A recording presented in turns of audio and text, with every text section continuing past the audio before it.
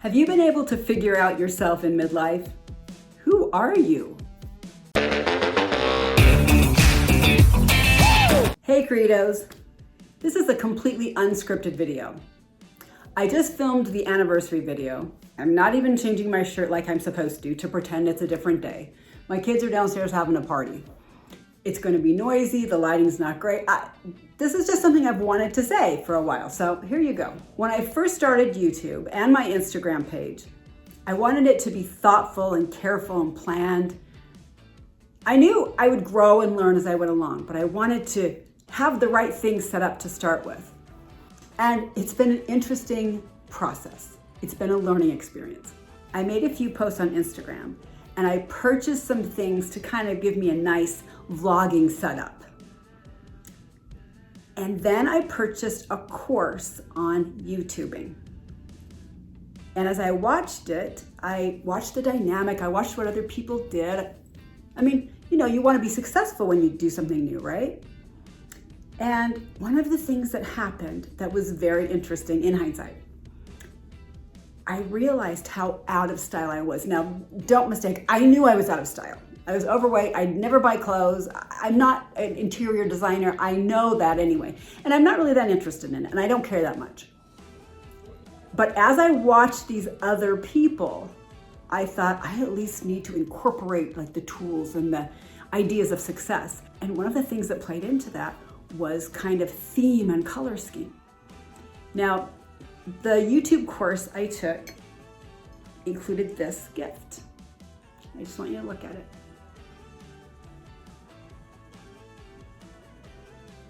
And this color scheme, the black and gold, was the color scheme of the woman who did the YouTube channel. Her name's Sunny Lenarduzzi. Now she's very successful on YouTube, so who am I to argue with her?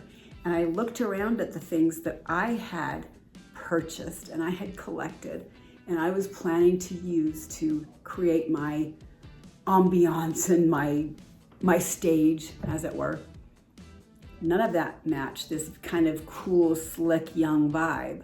Now, granted, I'm not cool, slick, or young, but I still wanted to incorporate those elements of success. The first thing I did was I pulled all my posts off Instagram. Now, there weren't that many, it wasn't a big deal, but they did not have the aesthetic that I thought I needed. So I pulled those down, kind of rebranded everything. I actually took everything that I was using in the room where I was blogging for my set, and I did it over. For example, I took everything that was silver, which I prefer decoratively, and painted it gold, including like plaques that have silver writing. I did them over in gold and black, and I got rid of the color. If you haven't noticed, I love color. I love bright color. It makes me happy, it makes me feel good. And I took most of that out because apparently, gold and black or whatever, more neutral, more monochromatic, that was what was cool.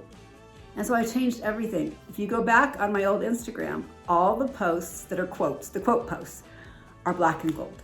And that's because I pulled down the ones I had from before and I made everything over black and gold, because apparently that's the success formula, right?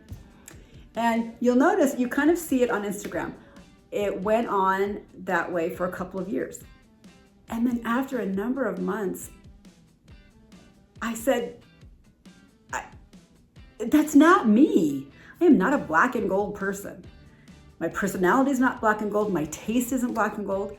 I see things that are in that aesthetic and I think they look great, even though I wouldn't do them myself. Does that make sense? Have you ever gone to a house that you think is just beautiful and elegant or fun or whatever, but you can appreciate it, but it's not your style and you wouldn't do it in your home, even though you can really appreciate why some people like it and that it looks good? Well, that's how it was. And so that's when I did a rebrand of everything, and you will see on the Instagram, boom, suddenly I am not black and gold. And suddenly it fits me. And then I redid the website. I still have some things on the website to fix, but I redid my logo. I redid the website. I redid everything. And I did it the way that I like. the way that actually represents me. I'm not Sunny. I'm not as successful as she is either, but I'm not her. I'm not any of these other people that I was trying to mold myself into. And it's weird that at my age, I'm still doing that. I remember in junior high thinking, oh, I'm not popular, I'm not cool. The way to be popular and cool will be to become the popular and cool people. I bought jeans, if you remember, I bought hash jeans, star jeans, and hash sunburst jeans, because that was what was very cool in my junior high. And I was sure if I had the accoutrements of coolness, I would be cool. It wasn't my style, but it was the style. And it didn't make me cool. And partway through my sophomore year in high school, I decided never to wear jeans again. I was in high school starting in 1979, and I graduated in 82. So try to understand, I decided never to wear jeans in high school at that time in history. And then I decided, I had long flaming red hair. You can look back and see if you can see an old picture. My hair was flaming red, and that's already not normal, right? I decided I would not wear my hair the same way twice in a month. So when I went to school, I had to have, a month's worth of different hairstyles. And sometimes I got teased for it. I had one friend who every time I did a particular hairstyle, she'd walk by and say, ooh, fashion model. I get that kind of stuff, like get a little bit of crap about it, but that's what I decided to do. And I decided I have to be strong enough to be myself.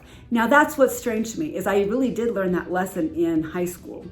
And I learned it again in college in a different way when I decided to stop being so self-conscious and shy. And yes, it was a decision. I had been self-conscious and shy, and I decided not to be. That's a vlog for another day, isn't it? I decided I was sick of it and I didn't want to do it.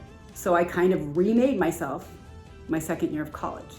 I became a mother, and I kind of had to figure out what that meant.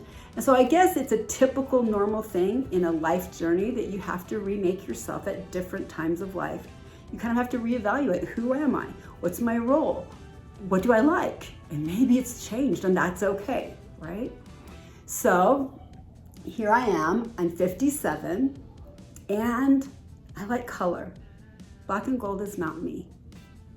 I like bright color, and I'm kind of loud, and I'm opinionated, and my last child just graduated from high school in May.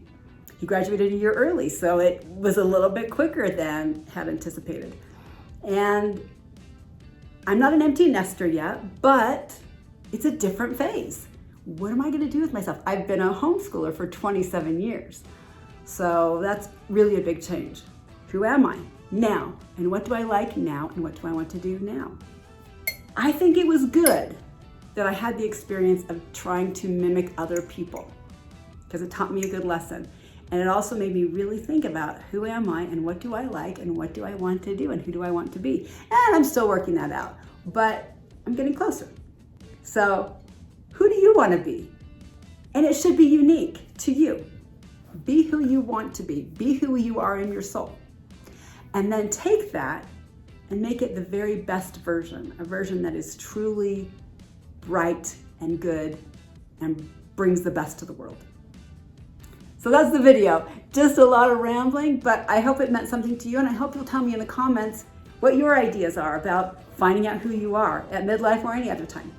Please subscribe and ring the notification bell, and join me on Instagram at Midlife Credo, and also join the Midlife Tribe on Facebook. And you can come join TikTok too. Maybe I'll figure that out. But come on along where we're thriving midlife without the crisis. Now you go out and have a very unique to you day.